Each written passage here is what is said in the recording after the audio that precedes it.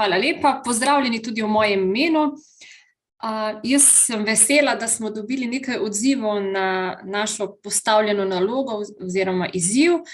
Torej, izziv je bil, da se v posameznih skupinah, mogoče v razredih, kakorkoli, pregledate mogoče zobne paste doma, med sorodniki, mogoče v kakšni trgovini in naredite en tak pregled s pomočjo podatkovne baze, ki smo jo si zadnjič pogledali, Beat the Microbeat, in poskusite ovrednotiti, koliko mikroplastike v zobnih pastah, torej preko zobne paste, pa vi v vsakdanjem življenju uporabljate.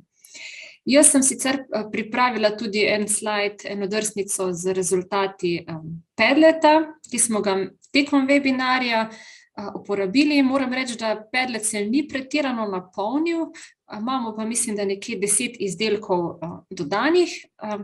Vseeno se mi pa zdi bolj pomembno, da tukaj pridete do besede vi, dijaki, in predstavite izsledke vaših ugotovitev. Tako da mogoče jaz bi Brino, Saro in Laura prosila, da kar prevzamejo mikrofon.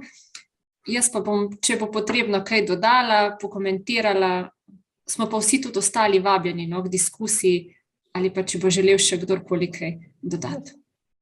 Dober dan, jaz sem Lovro Golob. Danes bom predstavil, kaj smo mi v bistvu našli, oziroma v naših domovih našli. In ja, kar začnimo. S pojmom mikroplastika označujemo zelo drobne delce plastike z velikostjo pod 5 mm. Na splošno razlikujemo med primarno mikroplastiko, ki je proizvedena namensko kot surovina za plastične izdelke, kozmetiko in čistila, ter sekundarno plastiko, ki nastane z drobljenjem večjih kosov plastike.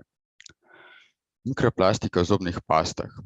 Primer onesnaževanja okolja z mikroplastiko v zobnih pastah je, ko torej mi uporabljamo zobno pasto, ki vsebuje mikroplastiko, in na to pljunemo v tok in se ta iz odtoka v kopalnici izteka naravnost v kanalizacijo.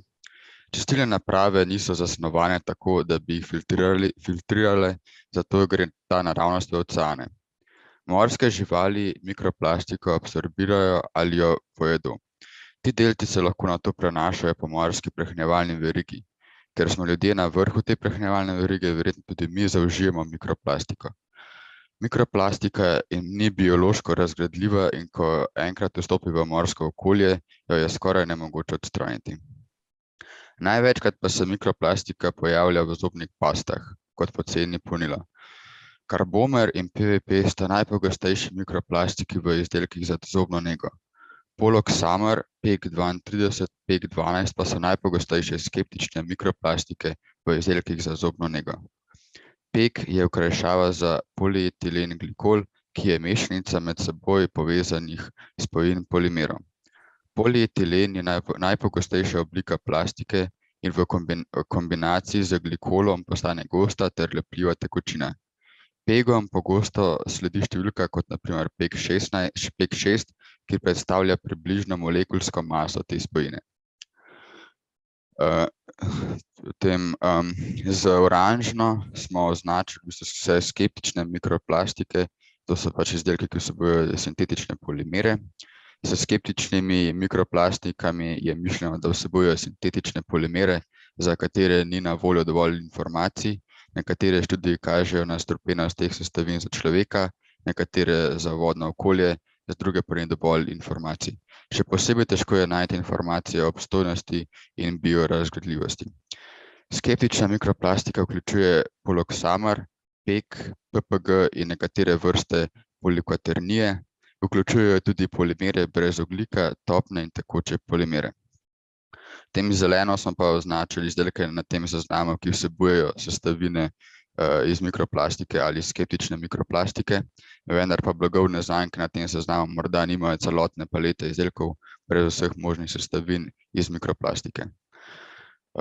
Torej, v naših domovih smo našli Bio2U zobno pasto, ki je obarvana, mislim, ki nima pa mikroplastike, je obarvana iz zeleno, po naši legendi.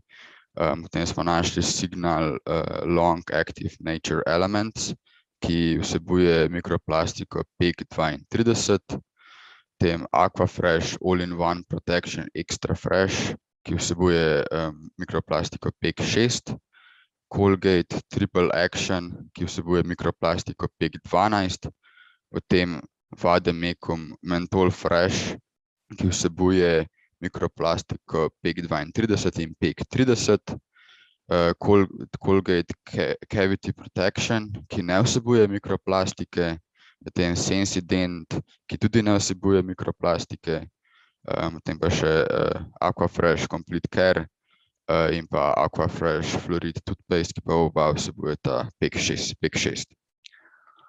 In to bo to iz moje strani in hvala za vašo pozornost.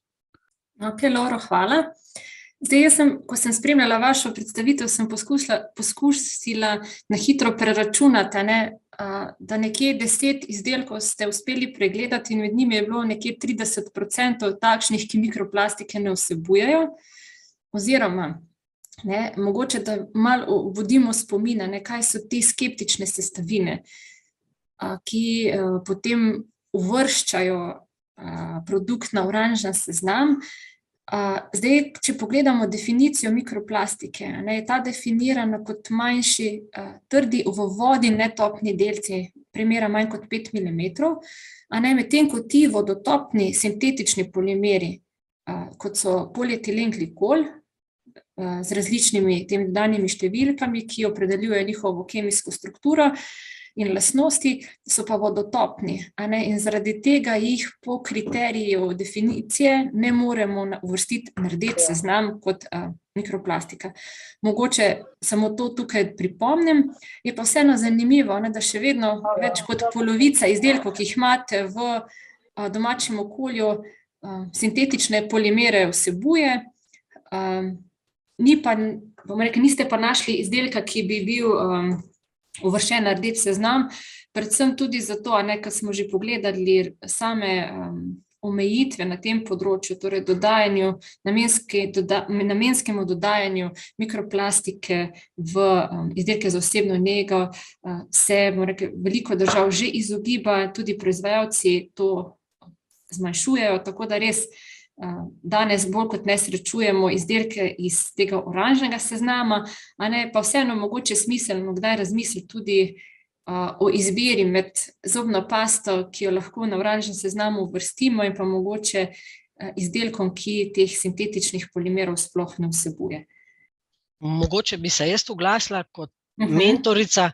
Jaz moram reči, da so dijaki dejansko čisto samoiniciativno to naredili. Jaz sem pač blizu na webinarjih, vedno imajo možnost, da dobijo kakšen, dodaten bonus za redno oceno pri kemiji in so pač rekli, da bi bili pripravljeni to narediti.